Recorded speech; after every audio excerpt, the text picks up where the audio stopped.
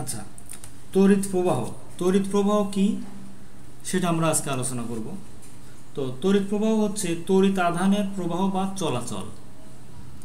তাহলে কি তড়িৎ প্রবাহ কি? তড়িৎ আধানের প্রবাহ বা চলাচল। আচ্ছা, কোনো পরিবাহকের যে কোনো প্রস্থচ্ছেদের মধ্য দিয়ে একক সময়ে যে পরিমাণ আধান প্রবাহিত হয় তাকে তড়িৎ প্রবাহী বলে। আচ্ছা, তড়িৎ প্রবাহ কয় রকম? দুই রকম, এসি এবং ডিসি।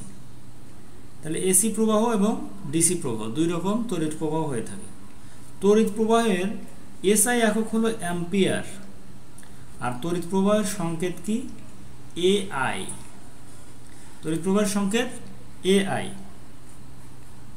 এখন 1 অ্যাম্পিয়ার তড়িৎ প্রবাহ মানে কোনো পরিবাহের মধ্য দিয়ে প্রতি সেকেন্ডে 1 কুলম্ব আধানের চলাচল হয়। আচ্ছা, প্রচলিত তড়িৎ প্রবাহ ইলেকট্রন প্রবাহের বিপরীত দিকে হয়।